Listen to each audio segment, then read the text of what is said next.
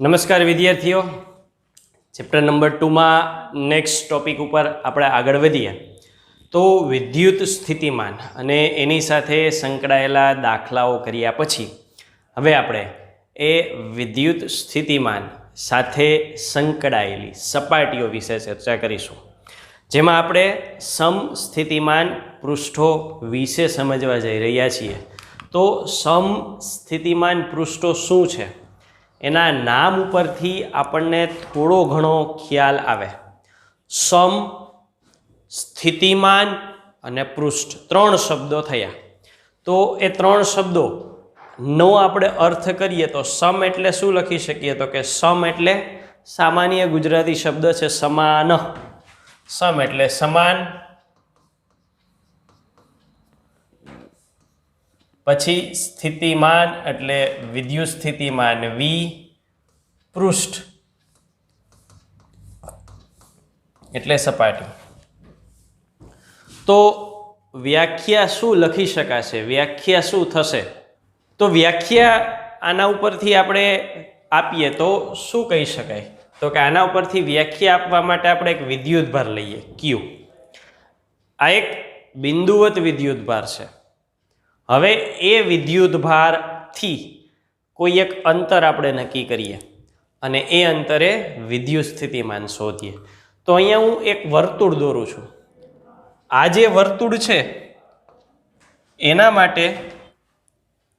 માટે આપણે ત્રિજ્યા લઈએ। ઉદાહરણ તરીકે આની ત્રિજ્યા છે R1।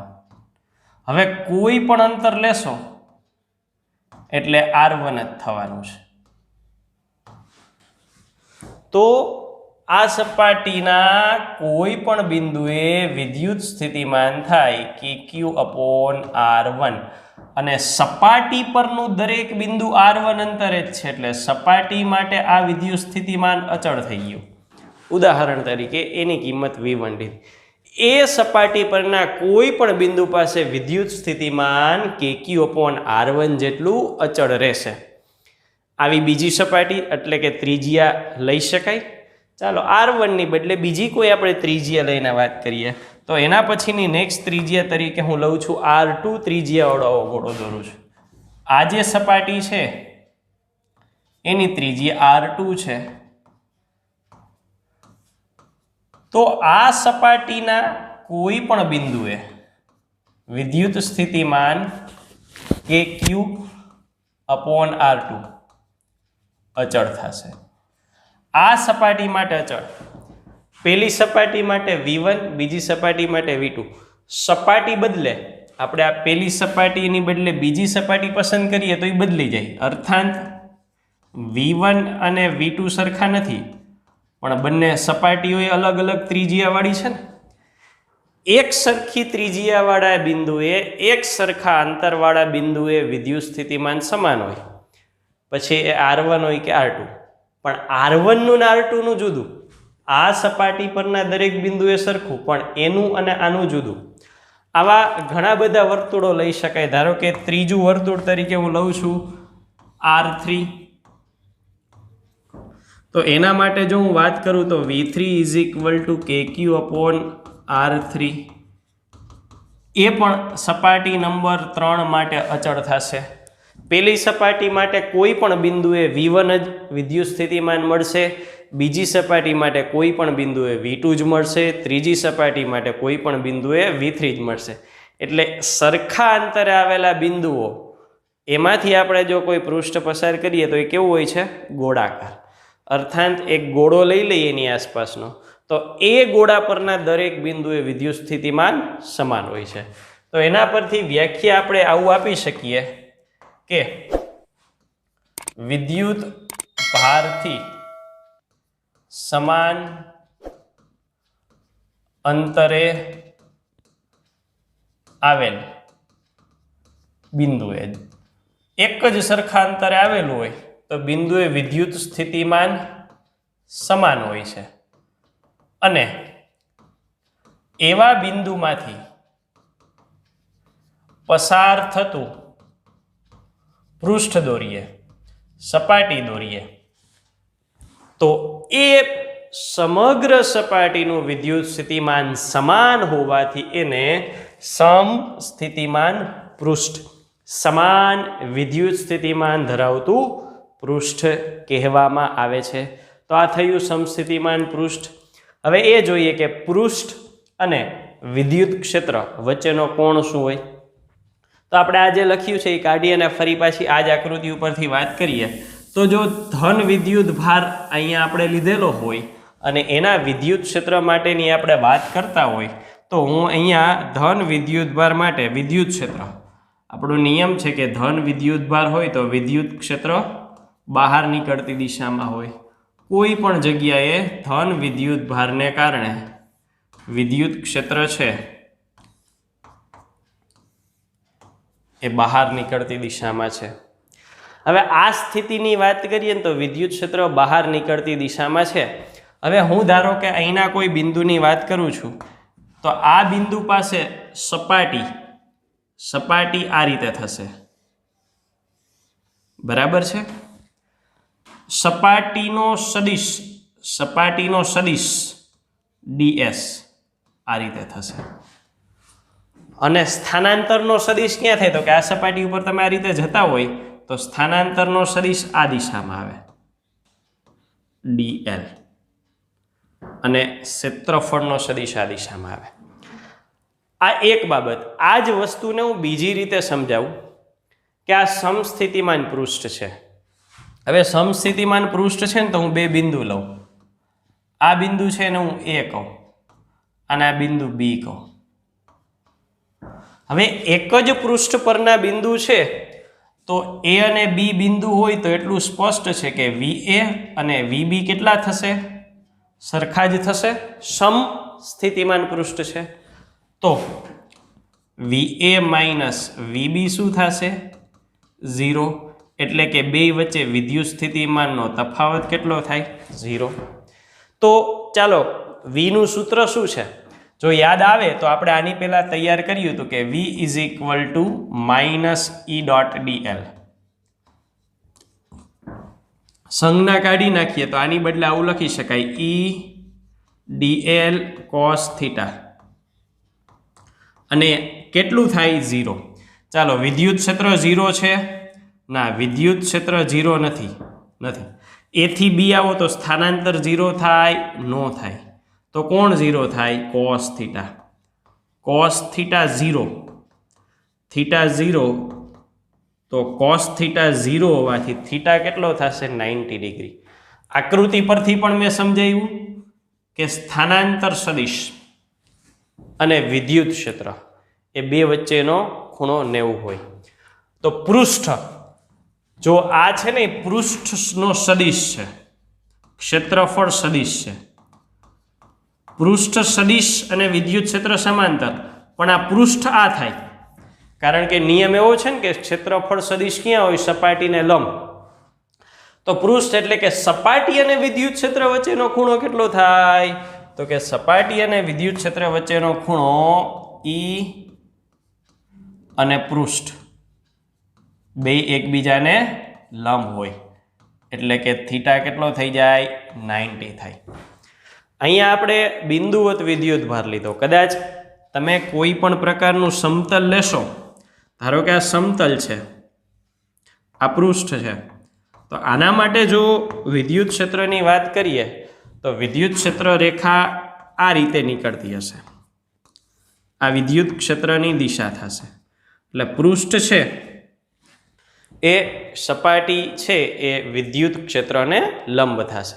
એટલે વર્તુળાકાર હોય કે પૃષ્ઠ, બંને કેસમાં પૃષ્ઠ છે એ વિદ્યુત ક્ષેત્રને લંબ થશે. બિંદુવત વિદ્યુત ભારને લીધે આ રીતની વિદ્યુત ક્ષેત્ર રેખા હોય તો પણ લાગુ પડે. કદાચ બધી વિદ્યુત ક્ષેત્ર રેખાઓ સમાન અને સમાંતર જતી હોય તો પણ લાગુ પડે. પણ કોઈ પણ સ્થિતિમાં પૃષ્ઠ અને વિદ્યુત ક્ષેત્ર વચ્ચેનો ખૂણો 90 થશે. ઊંધું વિચારીએ, ધારો કે આ ખૂણો 90 નથી, આ 90 નથી, આ 90 ન હોય તો આ 0 ન થાય, અને 0 ન થાય તો વિદ્યુત સ્થિતિમાનનો તફાવત 0 મળે નહીં. તો પછી આ સમસ્થિતિમાન પૃષ્ઠની વ્યાખ્યા જ ખોટી પડે ને. એટલા માટે કોઈ પણ સંજોગોમાં સમસ્થિતિમાન પૃષ્ઠ માટે પૃષ્ઠ અને વિદ્યુત ક્ષેત્ર એકબીજાને લંબ હોય છે, 90 ડિગ્રીના ખૂણે જ રહેલા હોય છે. સમસ્થિતિમાન પૃષ્ઠના બે બિંદુ વચ્ચેનો વિદ્યુત સ્થિતિમાનનો તફાવત એ અને બી કેટલો થશે? તો કે આપણે અહીંયા જ ચર્ચા કરી કે ભાઈ કોઈ પણ બે બિંદુ પાસેનો વિદ્યુત સ્થિતિમાનનો તફાવત 0 થાય, પણ બિંદુઓ કોના હોવા જોઈએ? સમસ્થિતિમાન પૃષ્ઠના. હવે કોઈને એમ થાય કે સાહેબ આ સમસ્થિતિમાન પૃષ્ઠ છે, આ સમસ્થિતિમાન પૃષ્ઠ છે, અને આ સમસ્થિતિમાન પૃષ્ઠ છે, તો અહીંયા હું કોઈ P નામનું બિંદુ લઉં અને અહીંયા Q નામનું બિંદુ લઉં, તો P અને Q વચ્ચે શું વિદ્યુત સ્થિતિમાનનો તફાવત શૂન્ય થાય? નો થાય. સમસ્થિતિમાન પૃષ્ઠ છે પણ અલગ અલગ સમસ્થિતિમાન પૃષ્ઠના બિંદુઓ છે. એટલે વધારે સારું કેવું હોય ને તો એવું કહેવાય કે એક જ સમસ્થિતિમાન પૃષ્ઠ પરના બે બિંદુઓ વચ્ચે વિદ્યુત સ્થિતિમાનનો તફાવત શૂન્ય થાય. હવે આનું ડિટેલ અર્થઘટન લઈએ તો વિદ્યુત સ્થિતિમાન એક્ઝેક્ટલી છે શું? તો કે વિદ્યુત સ્થિતિમાન એક્ઝેક્ટલી કાર્ય છે. જો પહેલી અને બીજી થિયરી ઉપર આવીએ ને તો એકમ ધન વિદ્યુત ભાર માટે કરેલા કાર્યને વિદ્યુત સ્થિતિમાન કહેતા હતા. એટલે મૂળભૂત રીતે તો એ કાર્ય છે, અને કાર્ય ઉર્જા પ્રમેય એવું કહે છે કાર્ય કોના જેટલું હોય? તો કે ડેલ્ટા કે, એટલે કે ગતિ ઉર્જાના ફેરફાર જેટલું હોય. તો આનો અર્થ એવો થાય કે એકને એક જ પૃષ્ઠ પરના બિંદુએ એ થી બી સુધી જાય તો વિદ્યુત સ્થિતિમાનનો તફાવત કેટલો છે? તો કે વિદ્યુત સ્થિતિમાનનો તફાવત 0 છે. વિદ્યુત સ્થિતિમાનનો તફાવત 0, તો કાર્યનો તફાવત 0, તો ગતિ ઉર્જાનો તફાવત ડેલ્ટા કે 0. ડેલ્ટા કે તફાવત 0, તો કે કેવું? અચળ. એટલે જો ગતિ ઉર્જા અચળ હોય તો વેગ પણ અચળ રહે. સમસ્થિતિમાન પૃષ્ઠના એક જ પૃષ્ઠ પરના એક બિંદુએથી બીજા બિંદુએ જો પદાર્થ અથવા કણ જાય તો વેગનું મૂલ્ય અચળ રહે. બરાબર? અહીંયા હું સ્પષ્ટ કરું, મૂલ્ય અચળ રહે, દિશા અચળ ન રહે. દિશાની વાત કરીએ તો જો અહીંયા દિશા આ તરફ થાય, અહીંયા દિશા આ તરફ થાય, દિશા બદલે છે, દિશા અચળ નથી. દિશા બદલે છે પણ વેગનું મૂલ્ય છે એ જળવાય છે. એને લીધે ગતિ ઉર્જા જળવાય, વેગમાન બદલે.